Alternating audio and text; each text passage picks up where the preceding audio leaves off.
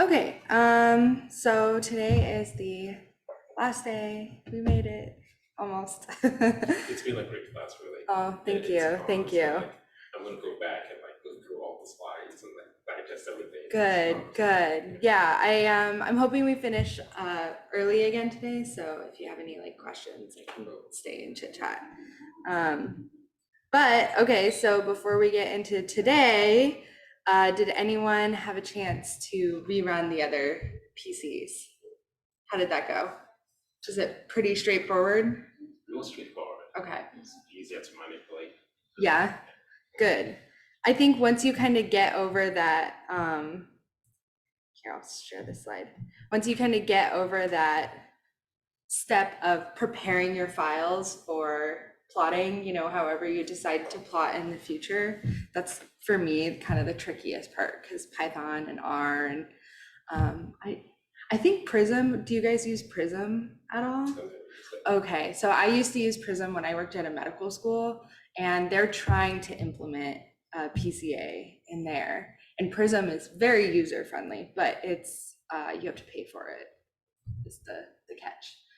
But okay, so hopefully you guys got something, and you guys on Zoom got something similar to this if you were able to run the PCAs. Does this look familiar? Yeah. Okay. So what are your thoughts so the bottom one is PC1, PC2, right? We did that in class. And then the one to the left is PC1 versus PC3. And then the one to the right is PC1 versus PC4. So what do you guys think? Wait, first glance, the bottom one, the one we did yesterday, was more quote unquote segregated, like better defect losses. Yeah, you mean the Finnish and the Han Chinese and the Yoruba are more Exactly. separated? Yeah, definitely. Any other thoughts?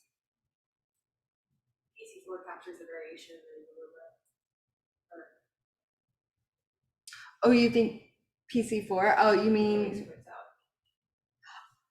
oh yeah, yeah, it does.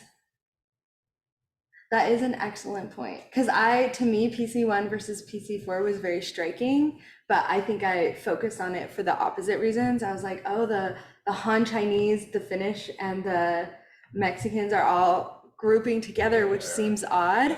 But when you consider how diverse the Yoruba are as a population, that actually makes better sense. Yeah. So I suppose if your research question was to look at them specifically, then maybe PC1 versus PC4 would be more appropriate to show as a figure. Yeah, that's a great point. And then I also thought I think PC1 versus PC3 was probably the most funky to me because of the Han Chinese and the Finnish grouping together. That seemed a little odd because to me the Mexican Americans would have the most overlap between them, so it didn't make sense that they were more spread out away from those two populations. I think they're the same distance away as the original plot. It's just the scale, right?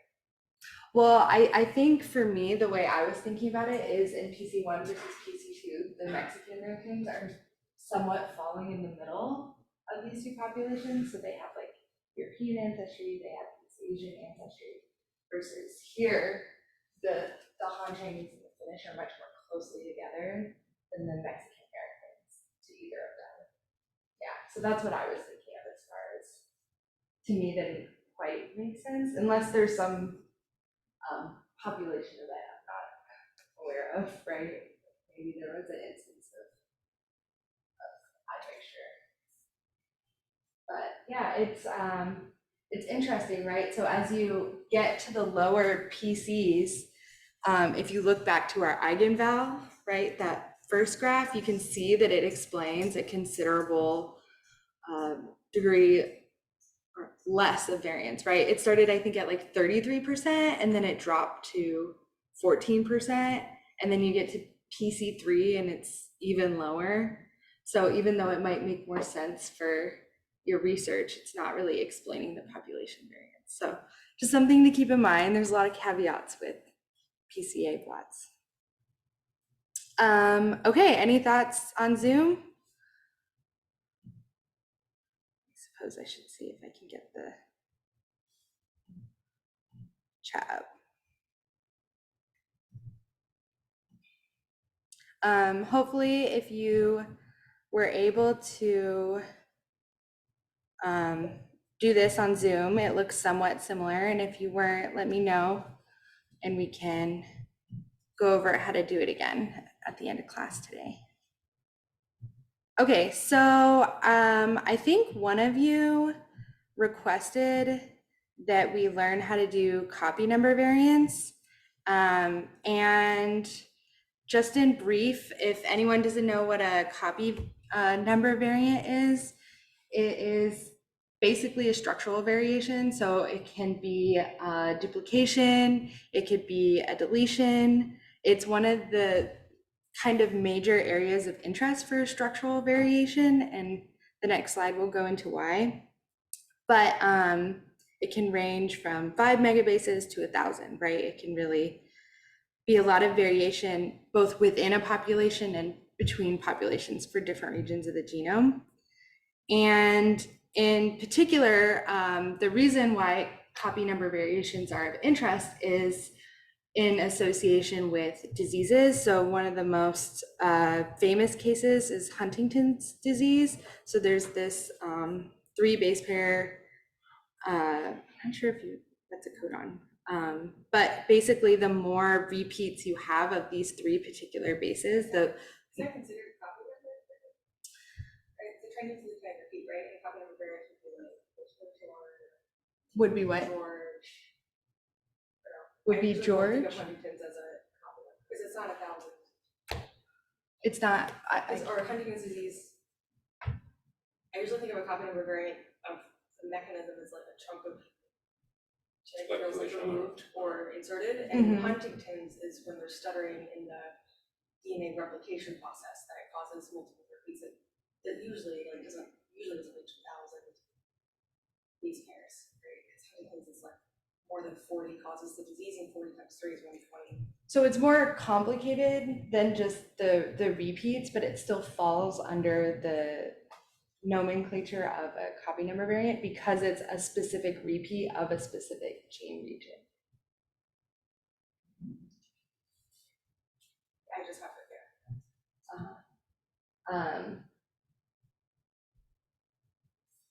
Yeah, trying to think of how to explain that.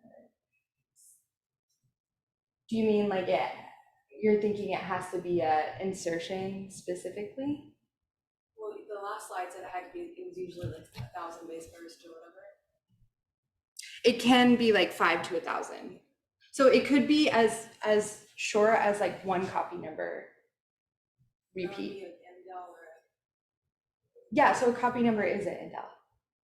Yeah, they're like the same category. Yeah.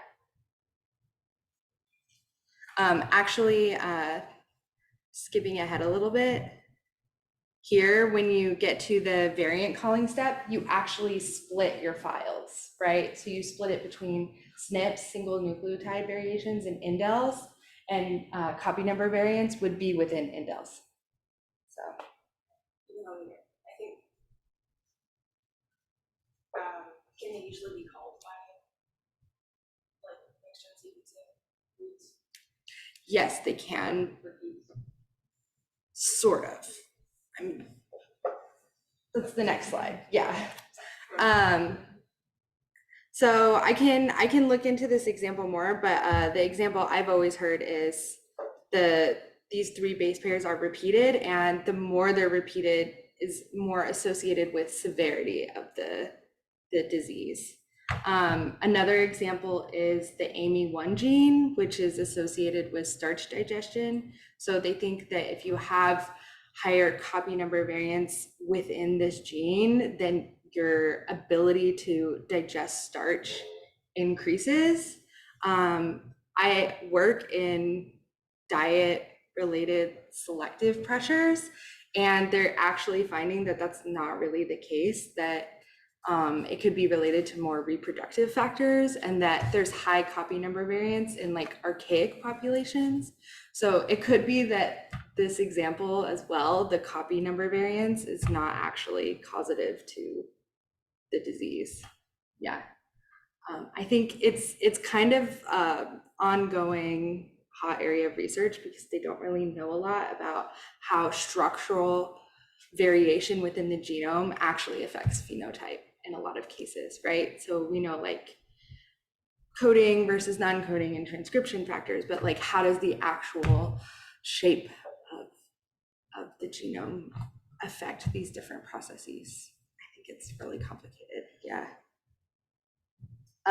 However, so I say all that with the caveat that actually Planck deprecated their CNV functions, so you can't actually do any copy number variant analysis in Planck.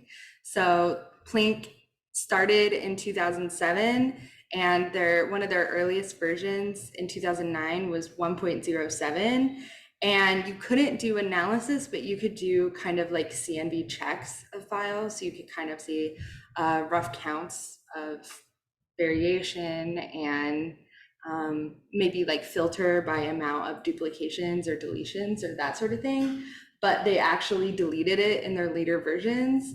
And last night I went to download their old version to see if I could still play around with the functions, and they took them out of their old version. So I'm very sorry to who wanted to learn them.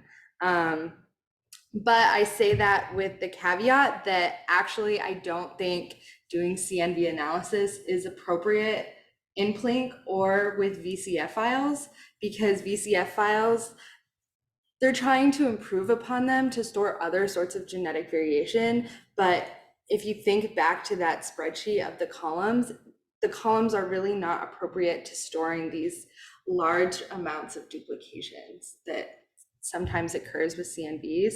So if you ever get a VCF file that says it has CNV information, it's not actually the alleles, it's usually the type of CNV. So it's kind of a meta information. It'll say like deletion, deletion, deletion, and you're like, okay, how do I do analysis on that, right? So actually the more appropriate file to do CNV analysis with is the BAM file. So that's after you get the raw files, the FASTQ files, and then you align it to a reference genome.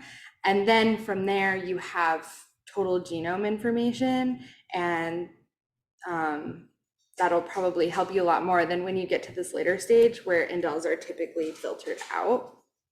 So I just wanted to say all that because I don't really do a lot of CNV analysis. I've done it once.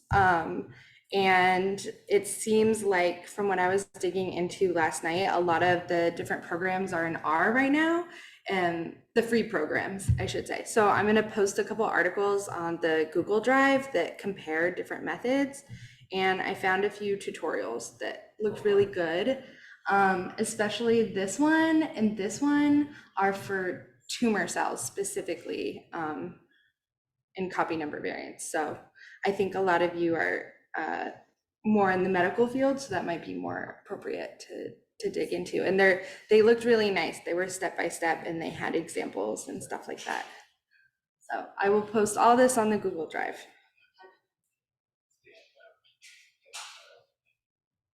Yeah. Okay, so now that we have QC'd our data over the last couple days, and yesterday we looked at population stratification, now we are going to do some other kinds of analyses. And the first kind of analysis we're going to do is kind of the basic case control association. These kind of studies aim to usually detect one, sometimes more genetic markers that are usually associated with a disease. Sometimes you can associate it with like a phenotype, has disease, does not have disease, or you can code it as to maybe the severity of the phenotype in association with the disease.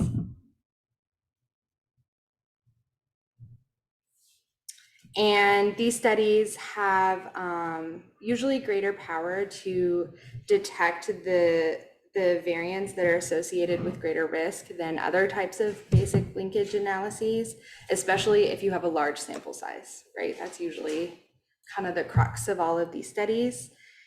Or if you have a lot of markers, right? If you do more of a genome-wide association.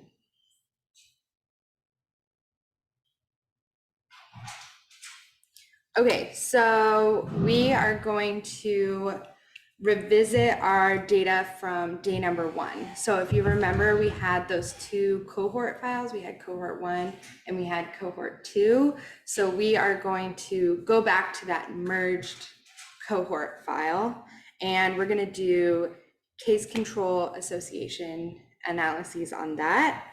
And we're going to pretend like this data came from a clinical research project looking at case control of cancer tumors, for instance. So this should be, I'm pretty sure, hopefully, I put it on day 3 of the Google Drive if you don't have these files anymore, but hopefully you still have them. So here is the link. I'll put this in the chat. And we'll just pause for a couple minutes so everyone can find that stuff.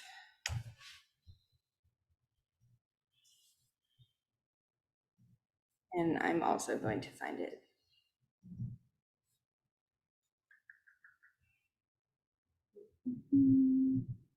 Oh, excellent. Do you guys have it? Oh, great. Past me is more organized than present me. Yes, we downloaded it. Yes, the next. So the did I put the binary file online or the PED file? PED file? Okay.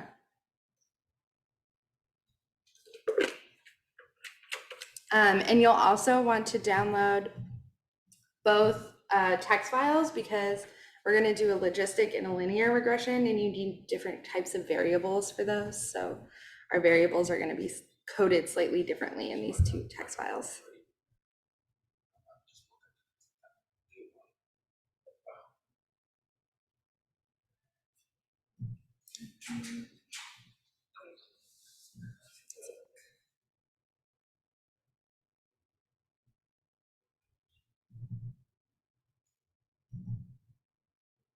Yes.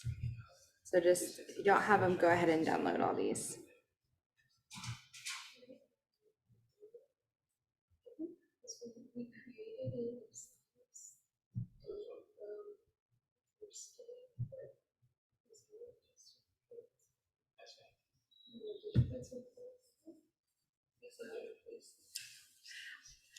I put an extra copy on the Google Drive because 2 days ago feels very long ago. And I was like, I don't know if everyone still has their files, so. Okay, since hopefully we all have these files, let me know on Zoom if you need a couple more minutes. But so normally we would go through all those same steps. If you remember on Tuesday, we just kind of took a peek at these files and then we merged them, right? And then we switched to our population genetics data and did all the QC steps. Normally we would do that with these files too. We would run through outlying heterozygosity, Hardy-Weinberg, and we would definitely prune. However, this is a practice data set. It's very small. So we are, for the sake of this practice workshop, we're going to pretend like we did all that, right? Okay, so now we're going to run a case control with chi-squared. So we're going to go ahead and open our terminal and go ahead and change directories to wherever your working folder is. Oops.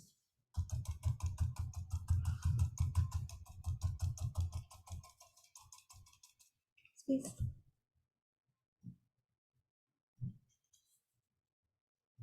And then, so if I wanna look at how many cases and controls I have in Mac, you can do this command.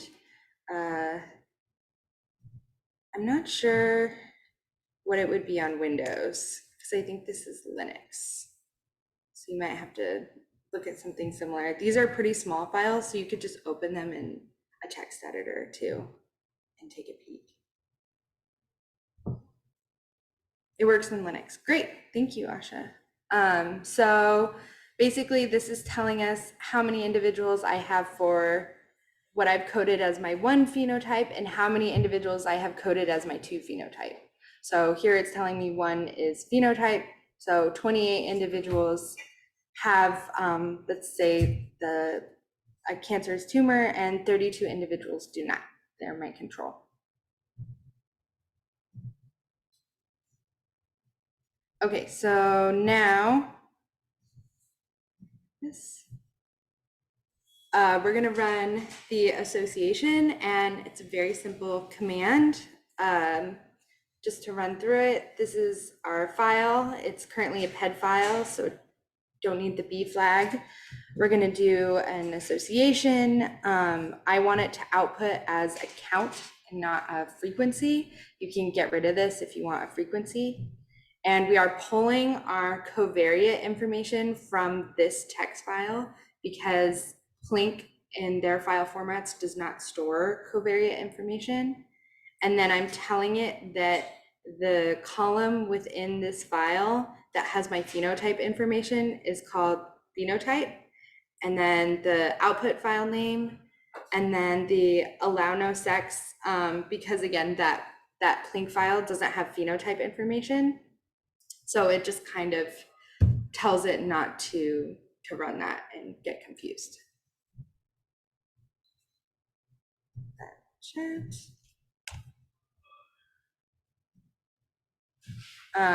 And if you don't have Plink installed, you're going to go ahead and move Plink into your working folder.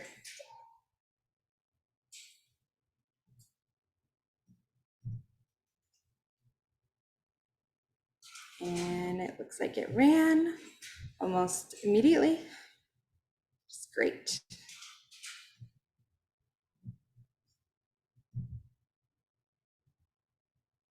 And then it's going to output a .assoc file. So I like to look at that in my text editor, and it'll look something like this, right?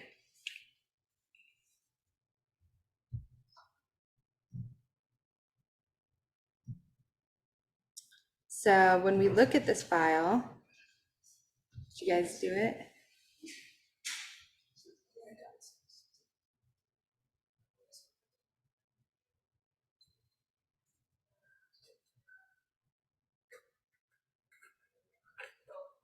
So that if you copy from the text, notice that it says associate Fisher. Oh, I'm sorry. That's the next step. Okay. It's not wrong. Does it matter? Yeah, I found it. Yeah, this is here. I think, yeah, the next step, we're just gonna run a different statistic with the association study. So you can just like put count instead of Fisher, and it's pretty much the same command. Yeah. So this one, the kind of default analysis in Plink is a chi-squared.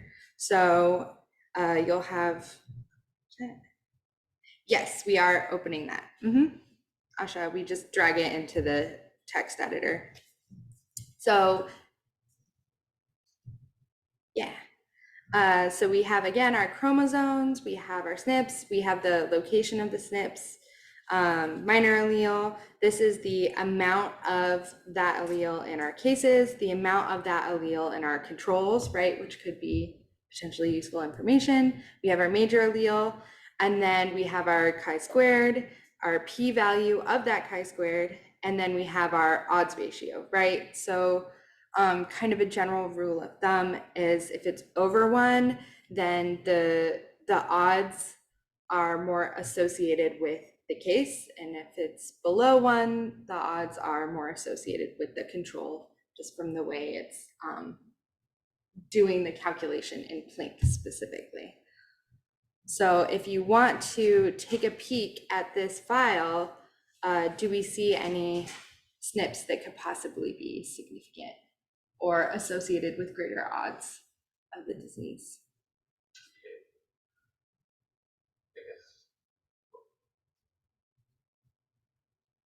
Does this account for? You can take a peek on if you have it pulled up on your own computer too. Yeah, it depends on what p-value, what threshold Yeah. So usually I do like just 0.05 for p-value. Like below that is significant. Do you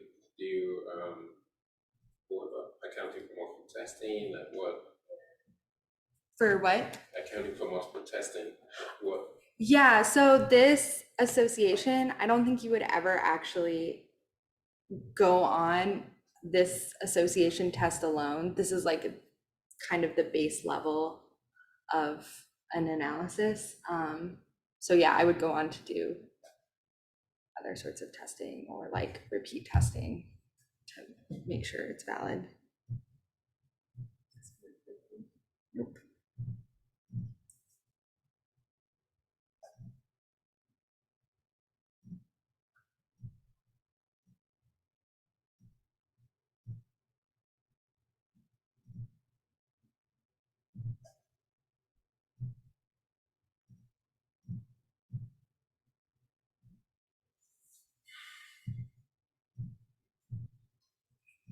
So I actually only saw one that was significant for this.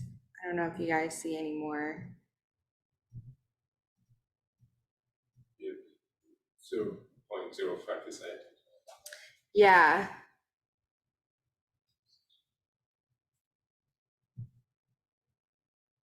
So it seemed like there were 3 with this test that were Yeah.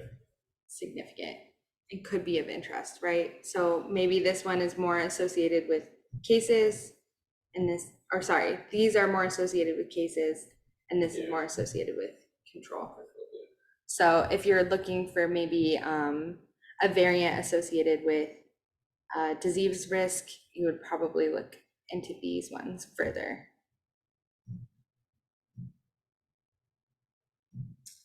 So a different statistic you can run with just a basic case control association is Fisher's exact test, right? So it's going to be almost the exact same Plink script, right? The only thing that we're changing is instead of counts, which pulls up the chi-squared, now we want it to run a Fisher.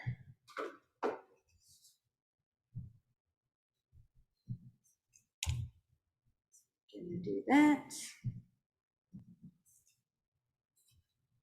And it already did it. Oops.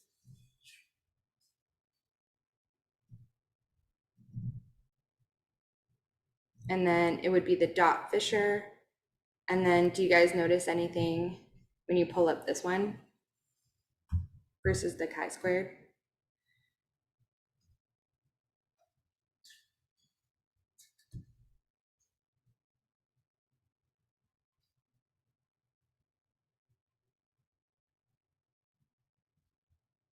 Any thoughts on Zoom if you did it? Show in Excel.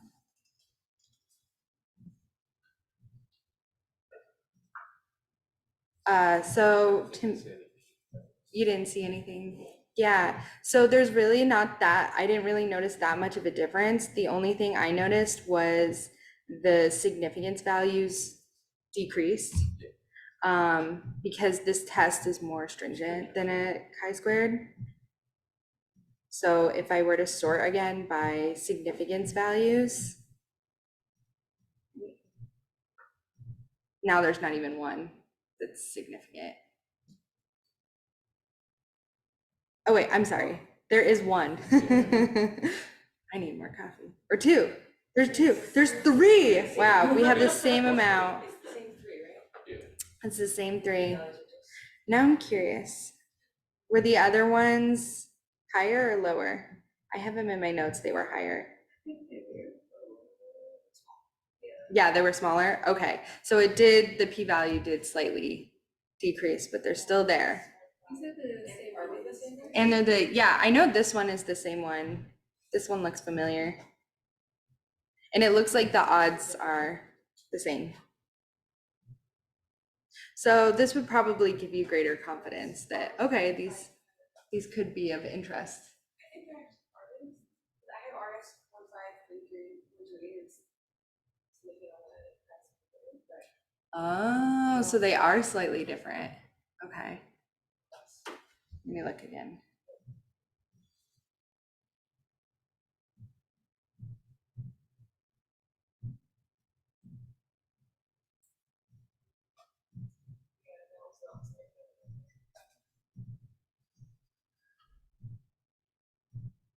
Sort key. Okay. I have it on mine. I think these are the same on mine. Yeah. Interesting.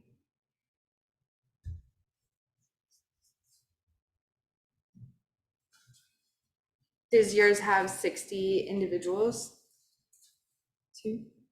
Yeah. How about you guys? Did you guys get the same variants or different variants? Same? Okay. How are we doing on Zoom? Good? Bad? Good. Okay. So it looks like they did slightly decrease in significance with the Fisher.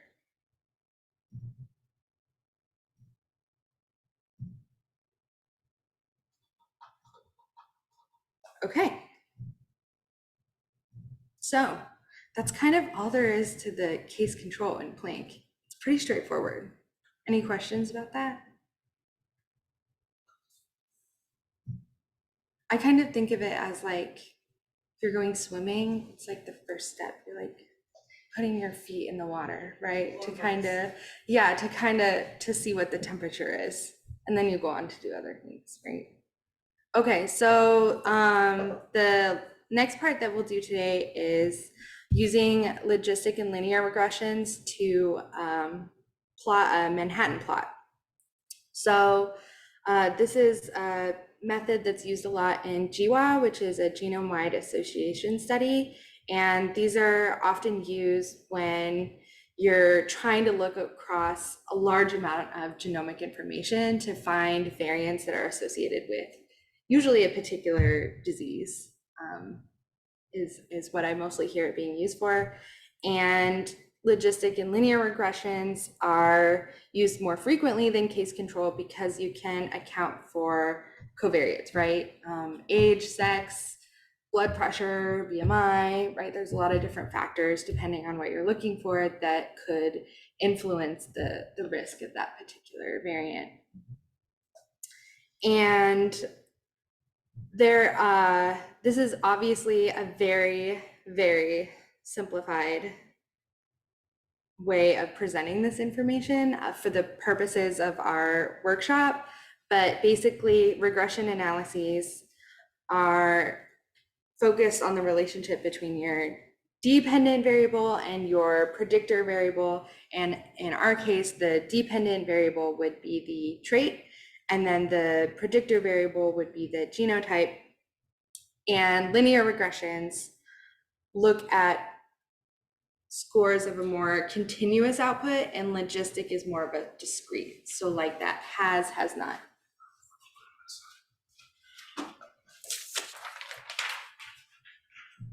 Hence why we needed those two different covariate files. So I don't know if you guys want to, or do I have it in here? Yeah, so if we look at that first covariate file, right, just research_covariate, we open it in our text editor, we can see we have the population ID, we have the individual ID, we have our phenotype, and it's coded as 1, 2, right? So this would be more appropriate for a logistic regression in this case. And then we have sex. This also has to be coded as a number for Planck, and then we have age. Do you know if it matters if it's 1, 2, 0? I don't think it matters. Yeah, as long as it's a binary format. Yeah.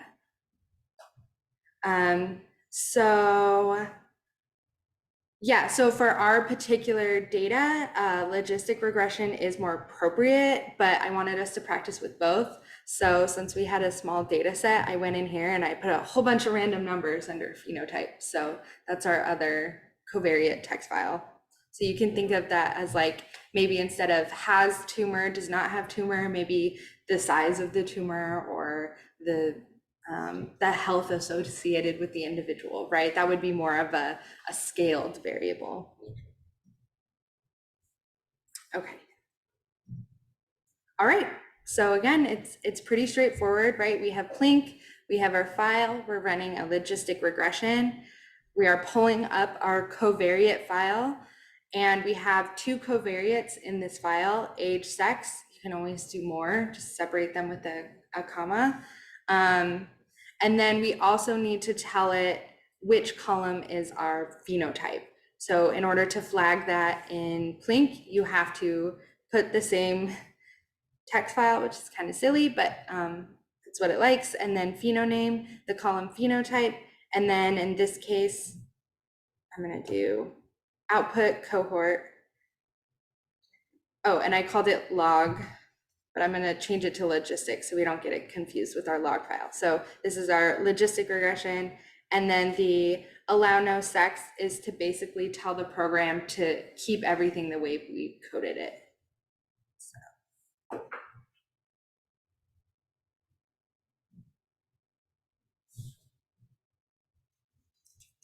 Here.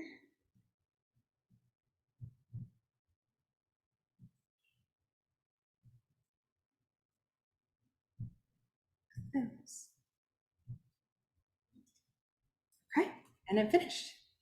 You guys run it? Excellent. And if we want to take a peek at that file, right, it is going to be the one that's what we called it, cohort underscore logistic, and then it's going to end in dot logistic. So I just drag that over and take a peek. And what's interesting to me in this one is Plink will actually separate out here the odds ratio per covariate, and it'll also combine it in an additive model. So your covariates together, what is the odds associated with that, right? So it's the same format, chromosome, SNP, position, minor allele, the different covariates you're running, add is additive. The number of people you have that minor allele, and then here it's running a t-statistic, and then it has a p-value for that t-statistic. So if we take a peek, do we see any variance that might be interesting?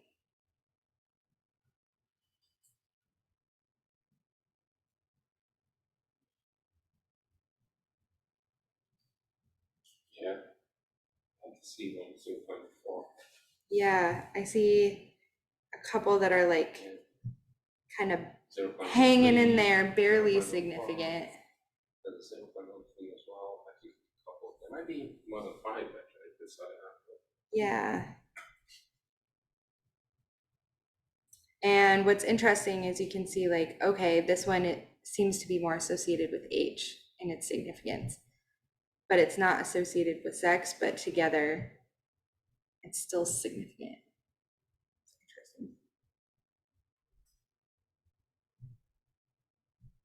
Okay. So what we're gonna do is we have to rerun this, and basically, so it's not really messy, I rerun this with only the additive covariate being calculated. And that's what I usually plot when I plot a Manhattan plot. So if you just rerun this code, that will add this flag hide covar. And then when you open it up, what did I call this one? Oh, I called this one cohort log.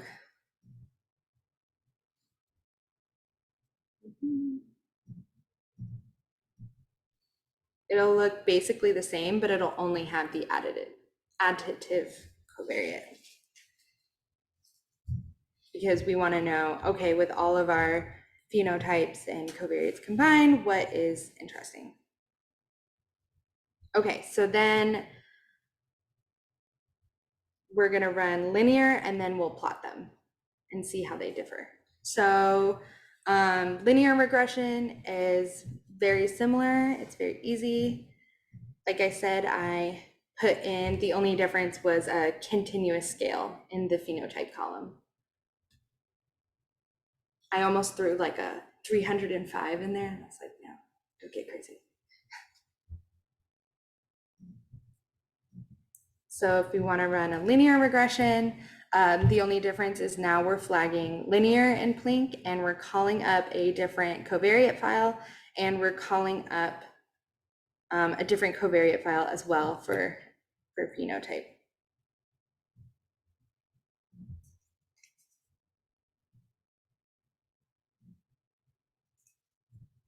And that's done.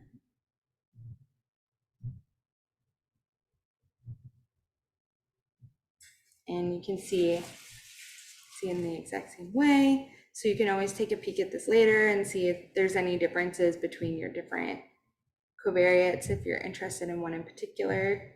But in order to plot it, we need to hide them and just do the additive version.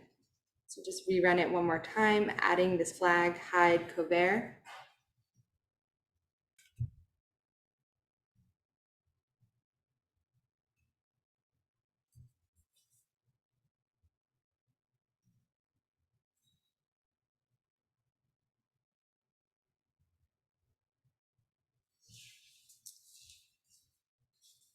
Okay, and in this case, if you notice, I didn't give it a different output name. So it actually rewrote my other file. So if I ever wanted to call up the separate covariates, you need to run it again and give it like a different output name.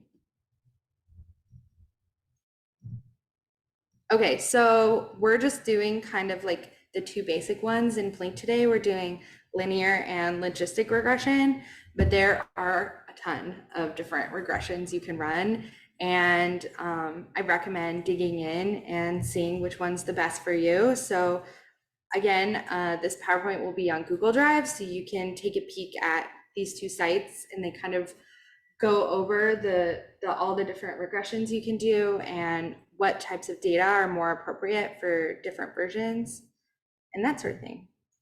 So let's take a 10-minute break, and then after the break, we'll spend the time left just plotting. Yeah. I got an error message from the last code. Okay. So for those on Zoom, we're going to come back at 10 a.m. Okay, that's it.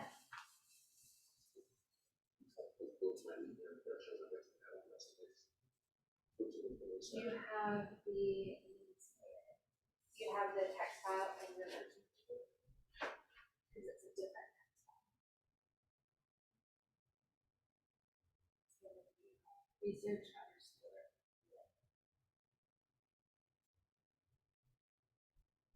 Yeah, so you only have the logistic covariates, so you need the other text file with the linear regression covariates. So it's just on the Google Drive.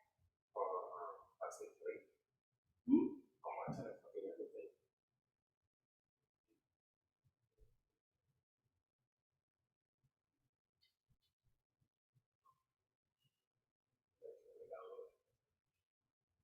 Yeah, it's a really small text file, so it's not really big.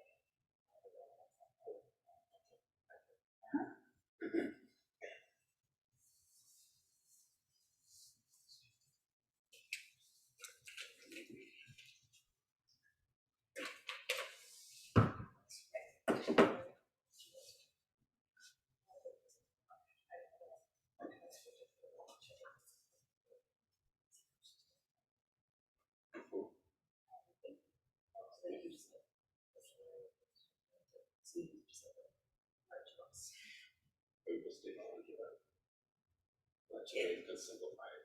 It's not that simple, but it doesn't involve.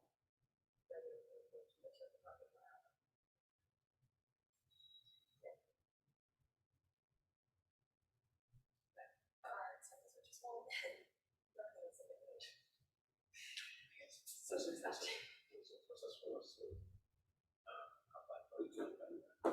Oh, I don't know how to, do you know how to use it? I like don't, the theme tags are like different, keep the instructions on. But like, how do you know what to analyze or so on? Oh, Like proposals for this stuff. oh, I like just got access to it. But I was, you're asking me to,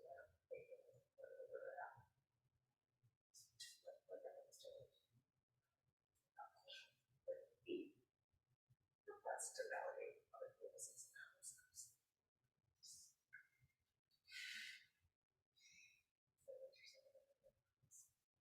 I don't agree with what they're doing.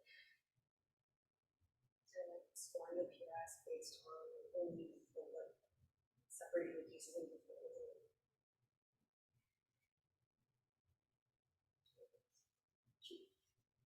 You can't make sure that piece of case is fulfilled into the PS.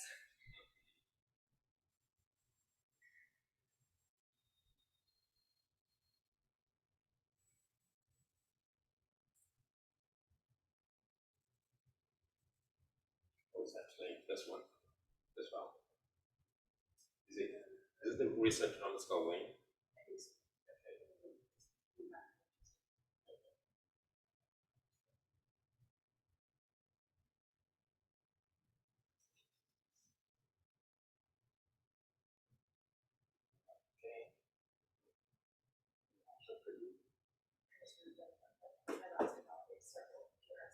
Say that again.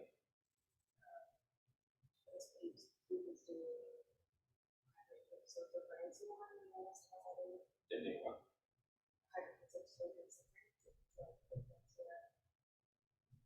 Is it working now?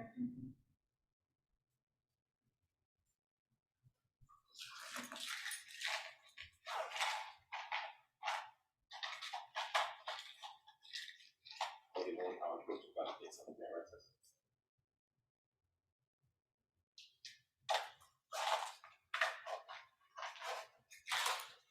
Is it working now? Yes. Yeah. Yeah. Okay. Check out for that.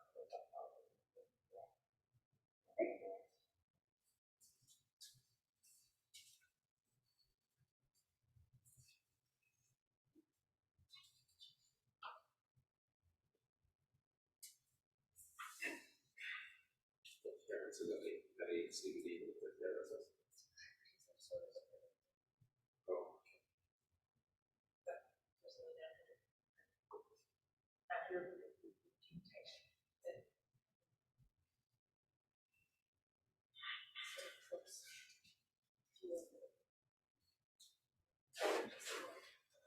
Here's an interesting guy.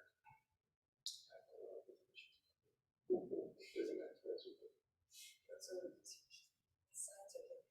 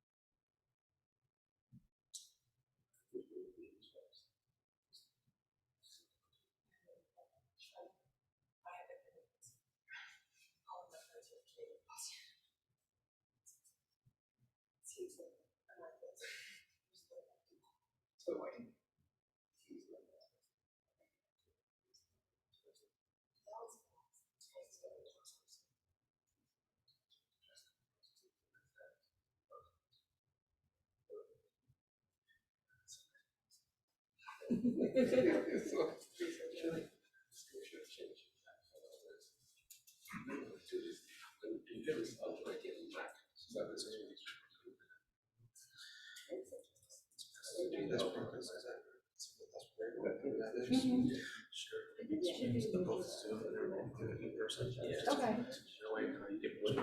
You get most participation, you tend to Okay, I'll add it to my last slide because I had a please send feedback slide. Anyway. Don't do it for 10 years. Just too long.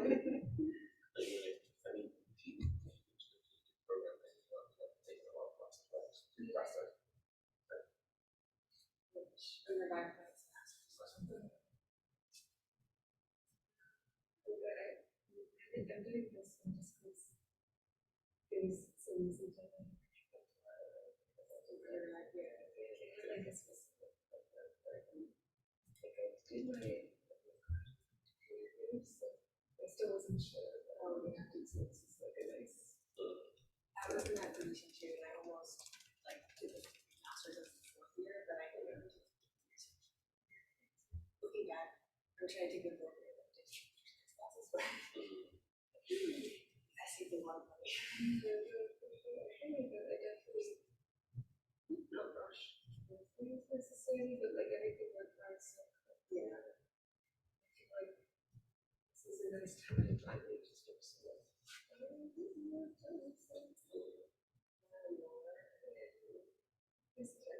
it's weird on you that it's possible difficult basically mathematics, but because it takes so long to actually, it takes so long to get to like the actual mathematics. It's like, oh, take the biology versus, oh, take the yes, exactly, and so we really didn't actually get a lot of like mathematics, like The intersection. exactly. Like, there's so much math and stats and stuff, so I just so looking forward to like that. I really felt like I didn't understand like how much of Application. I didn't make that.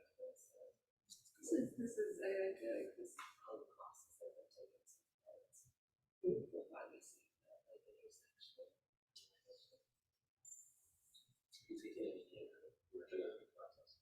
I took the ML course during and then right now I'm taking 226, which is the machine learning and it's really cool. So you take it. That's on my job because it's too much work. It's it's Yeah. so hard. It's It's a lot of work and it's hard, and especially because like I don't have the math background for it, so it was like extra work, and I was like, I can't take like 4 classes and do and do research and do very qualified. Like it's so Liz, the that's way he teaches. Like it's deriving machine learning methods instead of just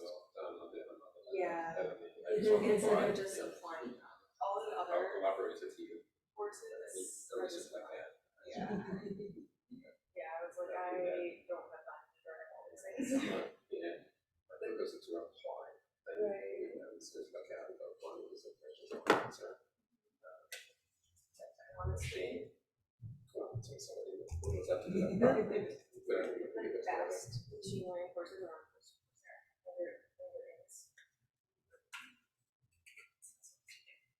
on Coursera. Yeah. Yeah, I've done Udemy. That's the one I like. But Andrew Ng is like the father. Oh really? Yeah, and it's and there's coding exercises, so you're like actually forced To do it. Mm-hmm. Classes here are nice. Kelsey, do you have a PhD here? No, I did my PhD at Wayne State. Wayne State. It's in Michigan. Michigan. Yeah. So you didn't postdoc here? Yes. Okay, should we plot? Let's plot. Let's do it. Okay, so the first thing we're gonna plot is a QQ plot, which is basically a probability plot.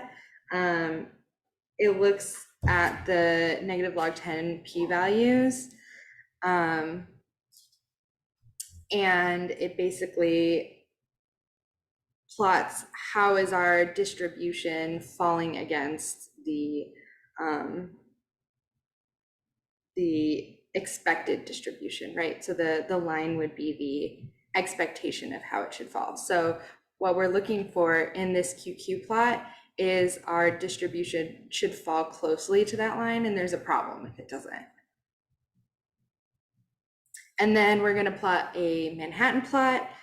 So this will look at your variance over a genome-wide distribution And if you have a lot of markers, right? So if we had like the 4 million markers we had, or I guess we prune them. So if we had like the 100,000, it would look more like this. We have, I think, 100 markers, so it's going to look a little more sparse, but the same principle will apply if you have more markers in the future. And how it basically works is you look at the y-axis, and your strongest associations with the smallest p-values will show these really nice peaks like this, right? So you would look in this region here, or maybe here, depending on where your p-value lies. Okay, so if we're looking at QQ plots, what's wrong with this one? That's TV. Yeah, it's bad, right? So in this case, I would expect maybe they didn't prune their data correctly, right? They have a lot of, QC issues. yeah, I would say it's probably a QC issue. But something is clearly wrong, right? What else can explain this? Anything? I think other things could explain it, but it would be tough to know without like digging into what data they're plotting. I just basically Googled QQ plots, and then any that were scary to me, I was like, ooh, that's a good example. I've heard that very polygenic traits can, I mean, this is like way Mhm. more of an extreme Yeah. example, but if it were deviating. If it were kind of like a slight peak, Slight we're peak, trailing off. Yeah, exactly. Type 2 diabetes. Yeah, so if it were kind of falling along here and then went like, whoop, had a little swish, yeah. Okay, so this one's a little bit better, right? We still have this rogue outlier here that we would probably trim from our data set, but overall, our distribution is falling along the expected. Okay, what's wrong with this guy? Let's pretend you're in a research seminar and someone presents this chihuahua. What would you think?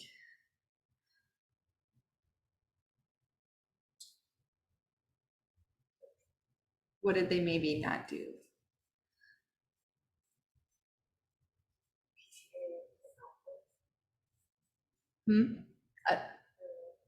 Ancestry. Yeah, maybe they didn't account for population stratification.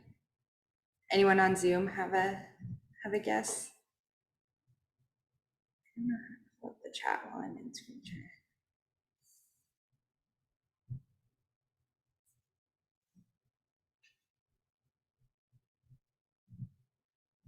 So this Manhattan plot is actually, I don't know what the data is, but it is from the same data as that problematic QQ plot.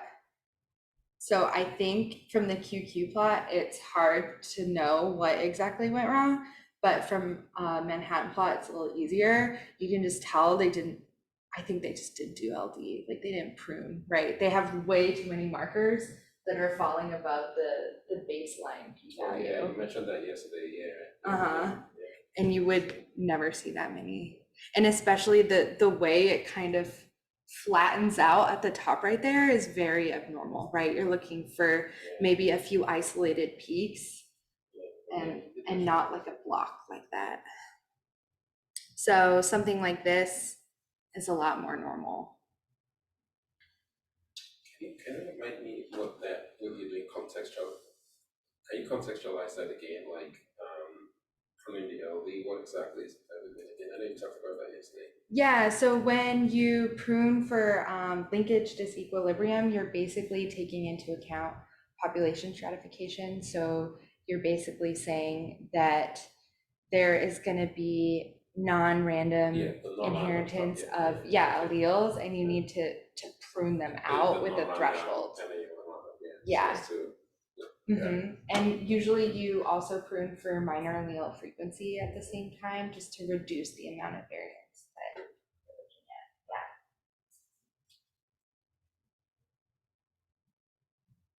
Yeah. Okay, so we're gonna plot in R, and this one is I think, easier than plotting with admixture or the PCA, because for population stratification, you need to go in and figure out, right, which individuals match up to which population, versus this one. I basically just keep the headers. It's a lot easier just to throw into R. So if we go back, let's do our logistic one first, right? This guy. And I'm gonna add TXT, and I like to open in Excel.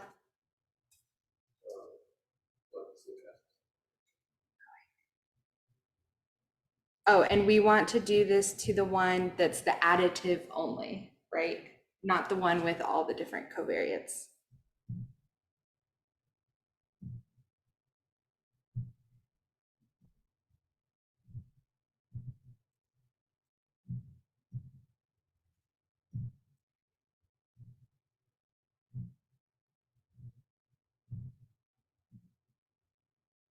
So we're really only going to be plotting these 4 columns, right?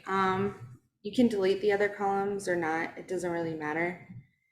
And then I save it as a CSV, because that's how I load my data in, but I think you can load it in as a text file too. Just put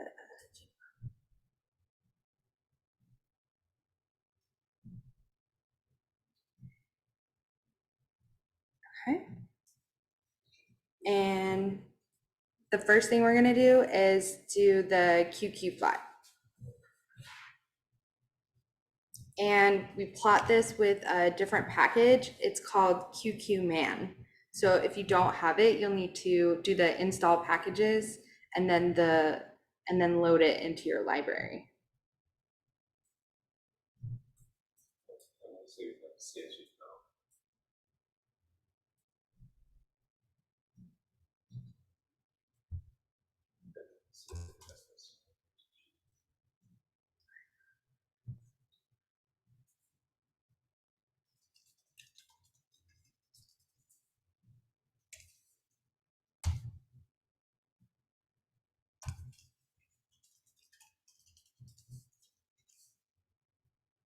I get this error message basically saying my R version is not ideal, but it'll still run anyway. So you can ignore that if you get that error message.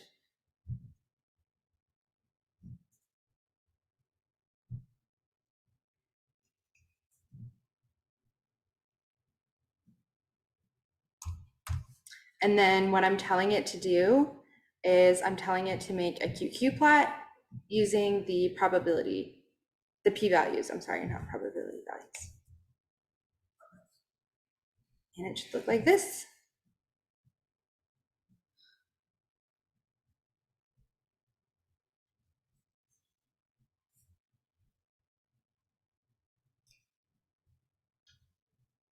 Good. How about on Zoom? Are we there?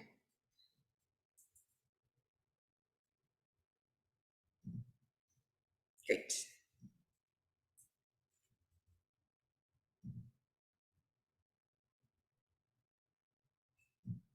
So what do we think? How does it stack up?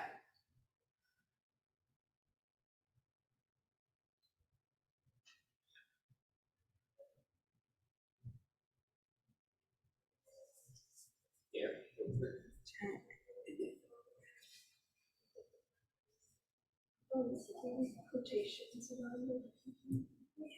Try this.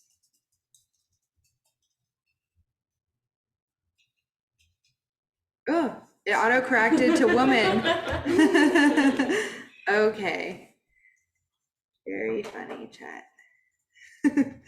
Oh my gosh.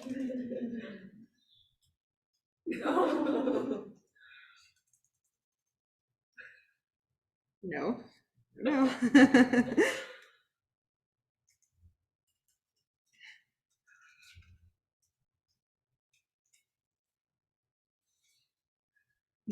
Do not try install packages woman. Although I don't know, maybe there is a woman package, right?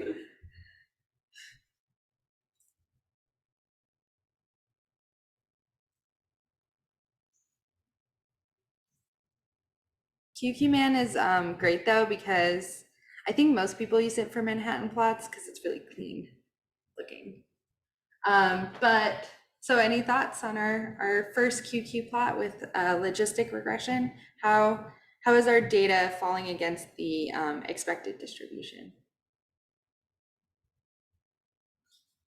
So I have a slide with feet. Yeah, it's not a trick question. I think it looks good. Yeah, we did a great job pruning our data, right? Quote unquote. I'm trying to remember what the QQ plot that does again. It basically plots your materials, right? That's what you're doing. Yeah. Okay, so if everyone was able to get their QQ plot, let's go ahead and do the Manhattan plot.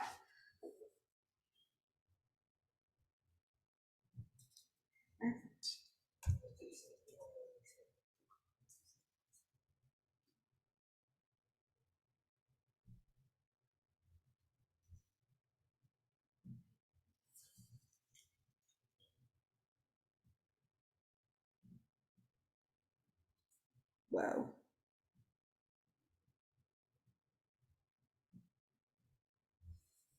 Kelsey, Yes. what's the comment you have?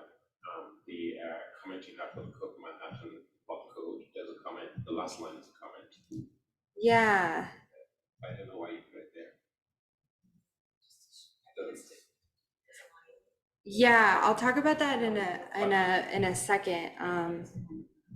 Sorry, my R studio is misbehaving.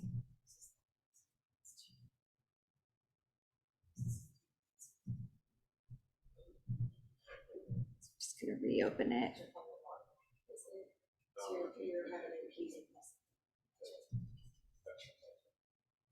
So QQ plot.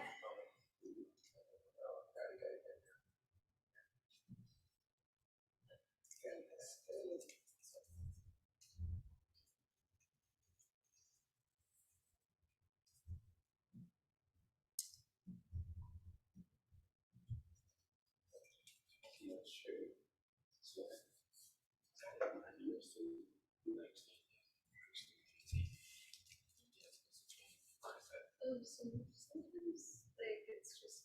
The scale. Like, if you track it, Okay. then you track it on. So they have in this package QQman, they do a suggested p-value line. That's their default formula, but it's not actually a p-value line, right? I think I'm trying to find what their formula is.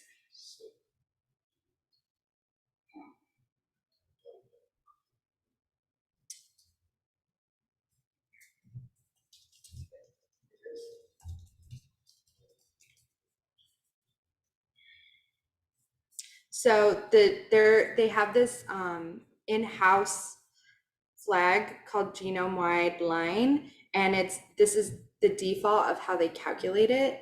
But depending on the amount of markers and the amount of people you have in your population, that's not actually like a p-value line that could be significant for you. So if you were to plot it in ours and then look at your actual p-values, it would not make sense.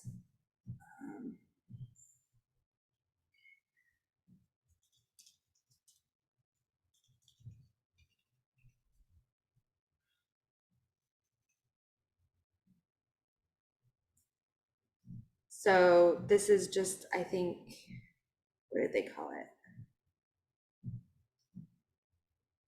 Negative log 10 and then negative 0.00008. This is where it ends up, right? So you would think like, oh, all these SNPs are significant, but they're not. Our actual p-value line was about 2 for this data. So it's actually up here.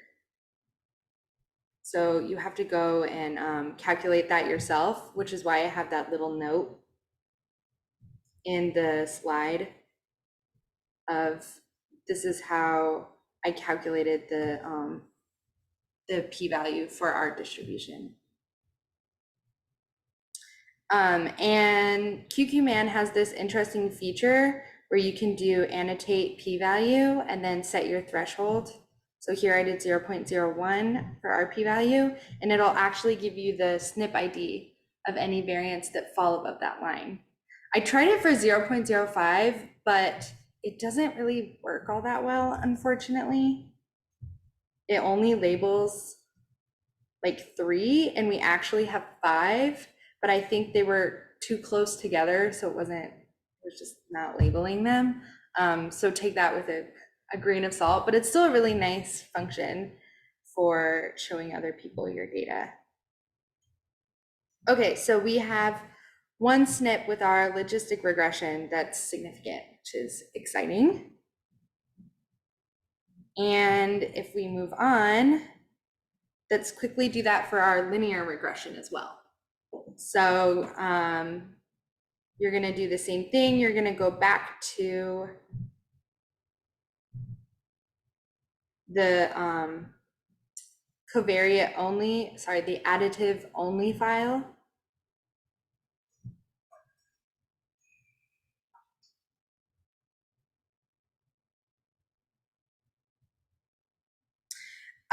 So are you talking about in QQman? It's not. I thought it was too, but it's actually plotting their default value, this.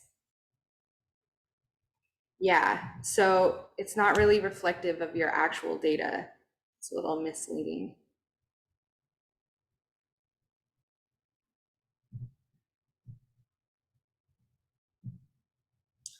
So again, we're gonna plot the exact same thing for our linear stuff. So I'm just gonna throw a CSV on there. And we're gonna do the exact same thing.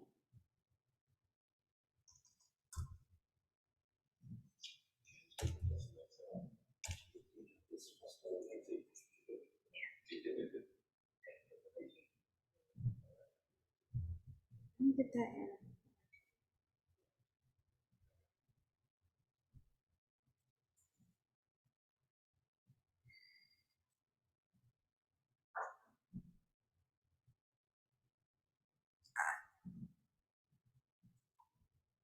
That's why it's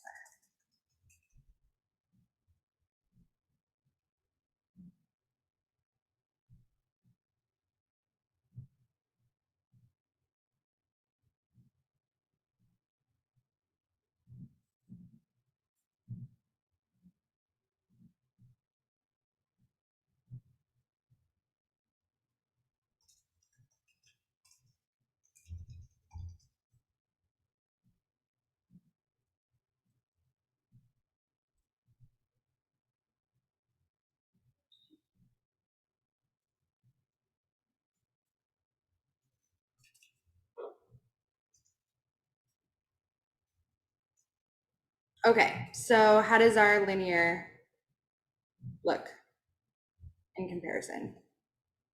So for reference, here's our logistic, and here's our linear. Oh, my piece is in there. What's the name of the linear output file? Yeah, so it's the one we did, the second one we did. So it would be, I called mine cohort lin, but however you ran this code, and then it would have the extension .assoc.linear. So I added txt so I could plot it.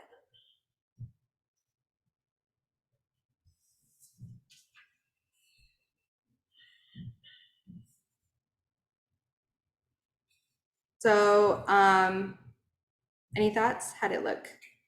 Good. Looks good. Yeah, maybe a little more, a couple outliers, right? Because now we're working with scale data and I threw in some funky numbers in there. But overall, like we have a pretty small cohort. We have a pretty small amount of variance in this example. So not a huge deviation in the distribution, as you would expect. So if we're all there, let's do the Manhattan plot for this guy.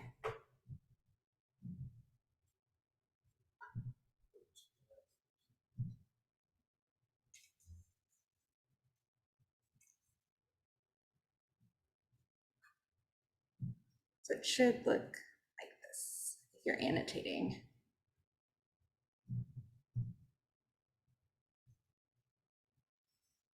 I usually do 0.01 for my significance value, but you can always do 0.05, especially maybe for this cohort because it's small. You might want to do like a less stringent p-value.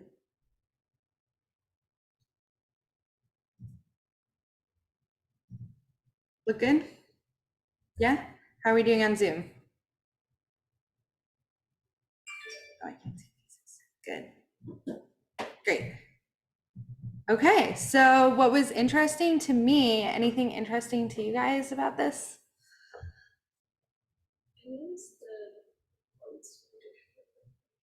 Yeah, it's a different variant. Why do you think that, or different variants? Why do you think that is? The scale. Yeah, but like when you think clinically, what could that mean?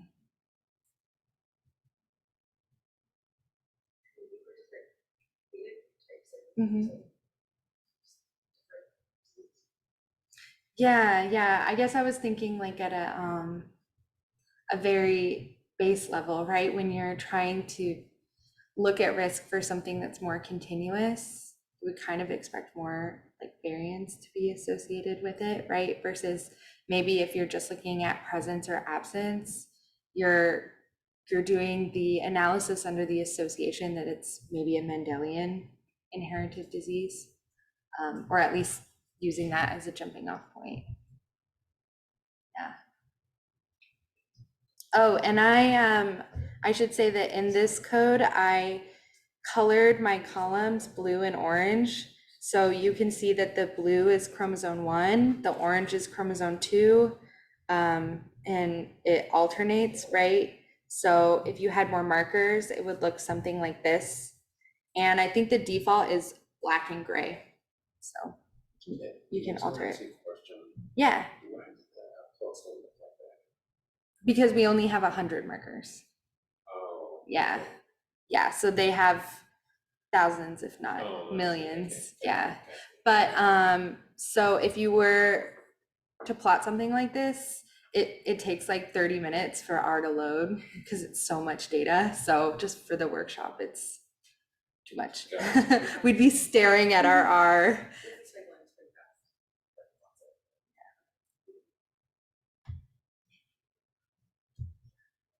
Okay, so today is pretty easy. Since our original data came coded as 1, 2, we're gonna focus more on this plot, right? Where we have the one variant that's significant. So for those of you in the Zoom, I will put it in the chat. And for the rest of the class, and for those of you that are being graded, we're gonna look up functional variants associated with this SNP and see if it's of interest. If we think back to what our pretend takeaway exercise was this is a clinical research study associated with cancerous tumors, right? So is this functional, or is the predicted functions of this variant in any way associated to that research interest? And in case you haven't done something like this before, I usually use ensemble as my jumping off point. So, and it's ensemble without a E at the end. And then I usually do human. I put my SNP in. The thing about ensemble is, right, you need to be mindful of what genome your data was aligned to. So ours is human genome 38, but if it was aligned to a different genome, your SNP is gonna have a different location. So you'll wanna change it to human genome 19 if that's the case. So I hit go.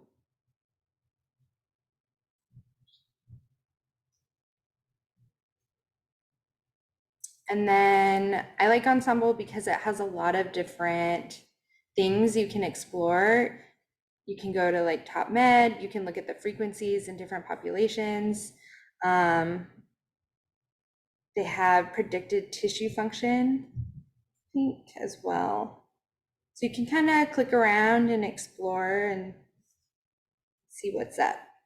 So yeah, that's it. I'm gonna stop the share now, or sorry, the recording.